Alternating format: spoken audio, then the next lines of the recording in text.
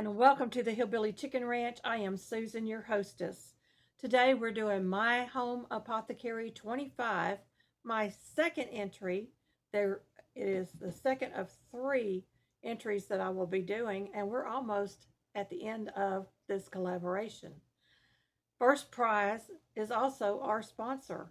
First prize is a $200 value. You will check that out in the description box below and at the end of the video. I want to thank Tammy at Mountain Grandma and Natasha at the Budget Preppers for hosting this collaboration. It is a month-long collaboration. Um, the medical disclaimer will be in the description box along with the list of prizes, a playlist, and all of the content creators. This is so exciting to be participating in this year. I can get rid of my card. I have 6 books to share with you today. Some of these are new books and some of them are not so new, but we're going to share them with you and you can check these out. I'm going to try to link them in the description box below if you're interested in any of them. The first book is 99 Favorite Amish Home Remedies, written by Georgia Ferroza. It is a spiral bound book.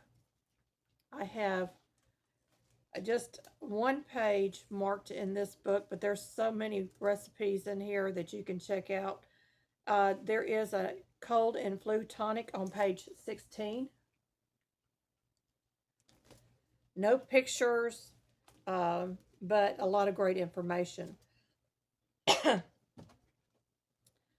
So you would use horseradish, garlic, white onion, ginger root, jalapenos, lemons, rosemary, turmeric, cayenne pepper, apple cider vinegar, and honey to taste for that recipe. And it is full of all kinds of wisdom from the Amish. Take the Amish books with a grain of salt. Make sure you do your research because sometimes the information isn't exactly correct. So that one is 99 Favorite Amish Home Recipes.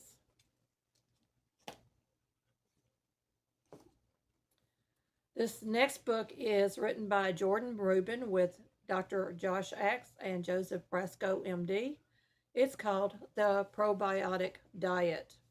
Now, why would I include a diet book in medicinals? Because we need to correct our gut health.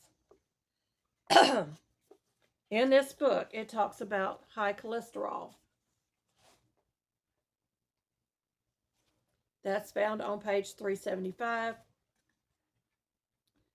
And it gives healing foods and supplements that you can use to help heal your cholesterol problem. So healing foods would include flaxseed, chia seed, including fresh ground powder and their oils. Avocados, because they are an excellent source of vitamins, minerals, and healthy fats. Berries, which are a great source of fiber and antioxidants. Cold water fish, including wild salmon. Coconut products, including extra virgin coconut oil, up to 2 tablespoons per day, used in cooking, baking, smoothies, or right off the spoon. Coconut products, including coconut oil, support healthy cholesterol levels. Raw cultured dairy is available, if available, especially kefir and cream goat's milk may be more tolerable. And as long as it's dairy, the dairy is raw and it comes from grass-fed animals, cow's milk should be just fine. I use cow's milk, and I use a raw cow's milk. I also use for um, high cholesterol raw nuts, mixed raw nuts, especially not almonds. Walnuts will bring down your cholesterol levels, and my cholesterol levels are coming back in to the normal range slowly. It also includes cleansing recipes. That's found on page 432. Some of the cleansing recipes include taco lettuce wraps, salmon pate, breakfast salad, and ALTs, avocado, lettuce, and tomatoes. So, and it gives you the recipe for flexinase, which is like a mayonnaise. So it has a lot of resources and a lot of great information in here. I would suggest this book highly.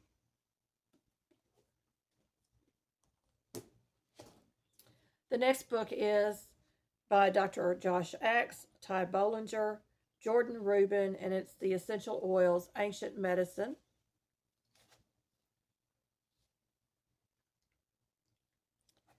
And most of these books can be found on Amazon or Thrift Books, I'm pretty sure. Um, but I will try to make sure I give you a link to all of those. I have several bookmarks in here, but I wanted to show you this first. Let me get in here. Um, this book has great pictures. It shows you what the plants look like. It is great for herbalists as well, so that you know the benefits of each one of those herbs. And I just really like this book. It's got a large table of contents, and it has a large index in the back so that you can find exactly what you're looking for. And the probiotic book, um, let me pull that back out because I didn't check, does not have an index, but it does have a table of contents, so that helps you. All right, back to the essential oils. Sorry about that, folks. Sometimes I get a little ahead of myself. It talks about the 12 oils of the Bible right here. It gives you a lot of background information. It is really just a packed book. So the 12 oils of the Bible would be frankincense, myrrh, cinnamon, cedarwood, spikenard, hyssop, cassia, sandalwood, cypress, galbanum, rose of Sharon, calamus. So it gives you a good history on that. Um, and then some of the essential oils that I talked about, one being helichrysum. There's the flower, y'all. And it's got a whole section on helichrysum and the key benefits. And another one that I talked about, I will be talking about, is hyssop. Is in here as well. That one I will be talking about in my final video for this collaboration. It talks about all kinds of health issues. Adrenal fatigue would be one of them that I would be looking at, because autoimmune and adrenal fatigue can go hand in hand. Liver dysfunctions, kidney dysfunctions can cause adrenal fatigue, among many, many other health issues. Um, so it is a fight or flight mode that your brain is responding to. Uh, and the essential oils that they mention are Tulsi, because it reduces anxiety, it helps regulate serum cortisol levels, and can have systematic impact.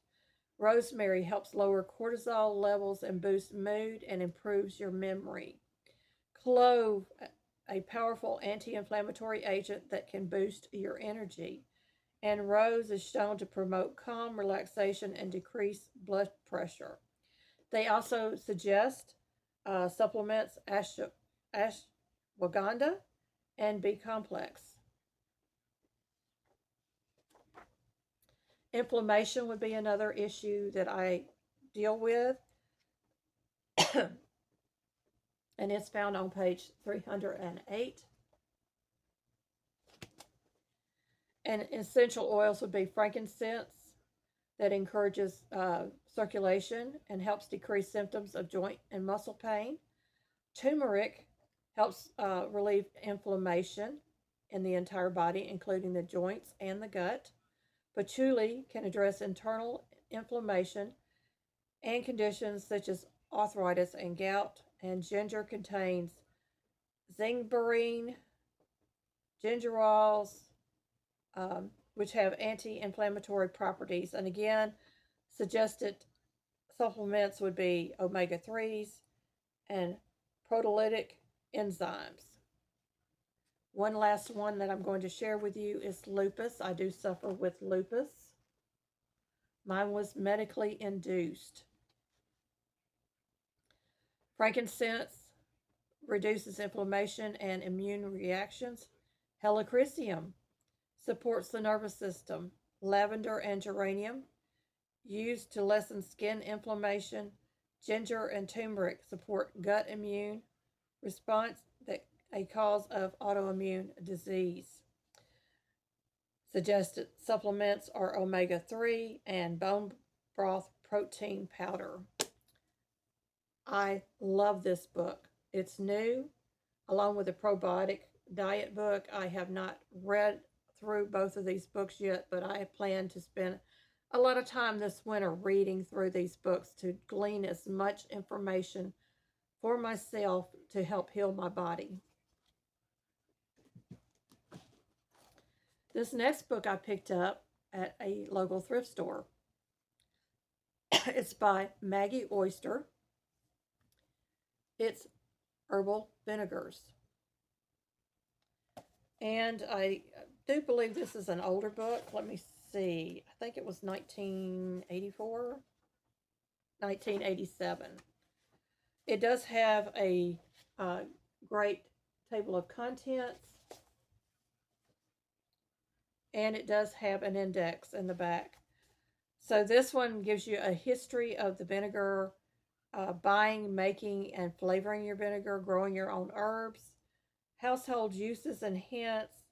I'm going to go down. It gives you recipes for salad dressings, marinades, sauces and salsas, mustards, ketchups, pickles, relishes, and other preserved foods, chutneys and sandballs, jellies, jams, and preserves, desserts, and sweets. And vinegar can be very, very healthy for you. I have my own homemade apple cider vinegar and the strawberry vinegar that I made this year have probiotics in it because they're naturally made. They are fermented. One of the things that it had in here that I found quite interesting was only 4 pages in, was Four Thieves vinegar. Among all of the therapeutic vinegars, Four Thieves vinegar is legendary. Folklore holds that during one of the plague epidemics in Marseilles, 4 robbers were able to steal from the dead and dying without themselves succumbing by dousing themselves in this mixture. Recipes vary, but generally accepted ingredients include the leaves of rosemary, rue, sage, wormwood, and mint, plus lavender leaves and camphor gum. Other ingredients sometimes mentioned are calamus root, cinnamon, cloves, nutmeg, and garlic. So there's healing properties in that vinegar that keeps your immune system working so well. There's a lot of recipes in here. And one of them is for a hair rinse. And I use a hair rinse myself to regrow some of my hair. I talked about that in the last video. But here's some of the combinations: rosemary, sage, and southern wood leaves, or rosemary and mint, or orange and lemon peels and mint and rosemary leaves, or chamomile and linden flowers and fennel, sage, rosemary, nettle, horsetail, and yarrow leaves. It can be used for medicinal uses, like clearing up dandruff, female, using for female parts, for acne, um, for lightening freckles, and for insect and bee stings.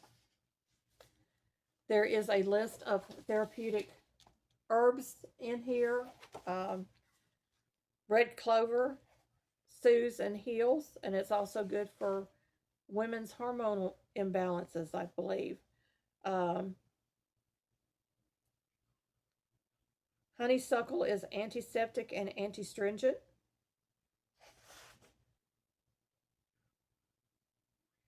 Lemon balm soothes, astringent, cleanses, and uh, smooths.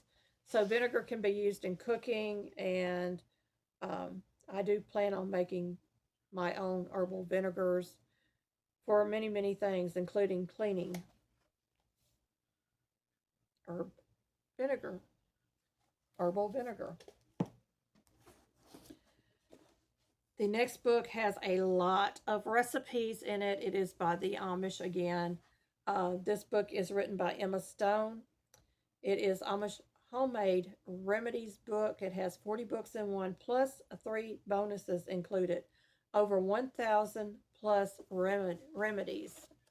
Um, this one I bought specifically to try to help me with my diabetes, and it does not break down. The book does not have a great um, index for breaking it down into different diseases and so forth, because it's so many books in one, but it does have plenty of areas for you to take notes and write down where you're looking. So it doesn't have pictures, but it does have an extensive table of contents, and just about anything that you're looking for will be in this book, but again, use it with a grain of salt. So specifically, I was looking for diabetes and how I can get my diabetes under control, and a couple of the recipes are repeated in this book because there's so many different books in here. The first one is found on page 41. I've got it highlighted in yellow. Cinnamon and rooibos blood balancing tea. It tells you how to do the tea, how much the dosage is, and you can keep it for up to 1 year. The next recipe is found on page 72, and it's blood sugar balancing cinnamon and fenugreek tonic, using ground cinnamon, dried fenugreek seeds, water, and raw honey. And you can keep it for up to 2 months, and the dosage would be 1 tablespoon before each meal.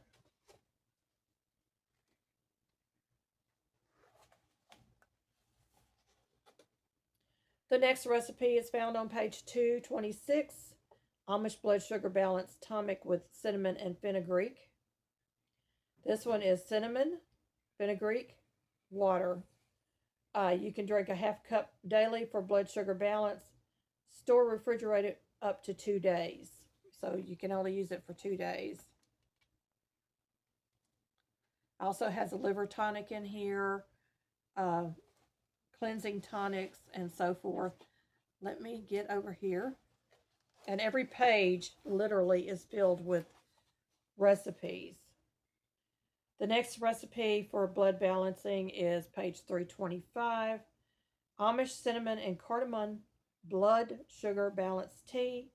This would use cinnamon, cardamom, and water, half a cup a day to balance blood sugar, and store refrigerated for 2 days. And the last recipe would be fenugreek and fennel herbal blend for sugar balance. It's fenugreek, fennel, and water. 1 cup a day, and store your dried herbs in an airtight container for up to 1 year. So that would be like a tea. And it talks about preserving and documenting your herbal recipes and practices, preserving knowledge, and so forth. But there is no index in the back of this book. But it is a great book, and I do mean recipes on every single page. Just unbelievable. Um, Natural pain relief with herbs. It gives you lists and just a wonderful, wonderful book to have on your apothecary library shelves. Last book. I'm not a real big fan of this book, but it does have some valuable information in here if you can find it. The reason I didn't like this book is for several reasons, but this is written by Alex K. Murphy, Native Japanese Herbalist Bible. And I do want to learn more about Chinese and Japanese herbalism. And so I thought this would be a good book. But this book is written uh, for the Amazon bookseller. And it has a table of contents. However, after chapter 6, the table of contents doesn't tell me what the contents are. Crazy. I know. And it doesn't have an index in the back of the book, so you have to kind of read through the book and find what you're looking for. And so I was looking at root of turmeric, and they've numbered, but they didn't highlight each one of these herbs, so it's really hard to find. However, they did break it down into bite-sized pieces. It gives the scientific name, the overview, the health benefits, the application, the nutritional information, adverse effects, growing instructions, and how to prepare for each one of these herbs. So, turmeric is known for its earthly flavor. It's known as Yukon. It's a bright yellow spice. One compound's powerful anti-inflammatory qualities is curcumin. Health benefits would be anti-inflammatory, antioxidant, and maybe a cancer preventative. So that is turmeric. Let me see. It is also written in big print, which is a plus. So it's got several types of ginger in here. And if you go through the book, you can either put tabs on the book or you can highlight each name in the book so that you can find what you're looking for along with whatever information you're wanting from that section. It also has Tears of Job. It's a tall grass, and its seeds resemble tears. It's historically used in traditional medicine and is grown for its nutrient-dense seeds. Fiber, antioxidants, vital minerals can all be found in Job's tears. They may strengthen the immune system and promote heart health. And then it brings me to the next ones, which is the mushrooms. It has a variety of mushrooms, which are also very good for diabetics. And then I came to the sacred basil called Tulsi. And it gives a lot of information about that. So it's got a lot of good information in here, but you got to get through trying to find the information. So tabbing it, making your own index. It's got plenty of space in the front and the back to write page numbers so that you can find things. The other thing that I found interesting was it gave the chapters, but it didn't give you a lot of more information. And their last page in here,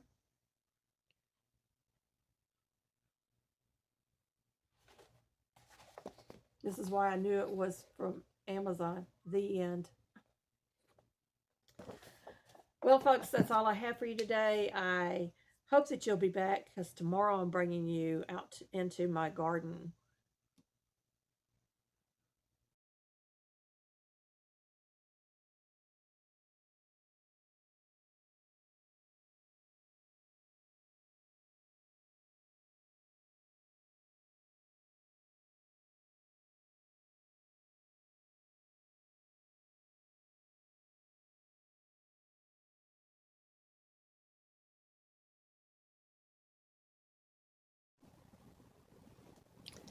Hey friends, thank you so much for watching my channel.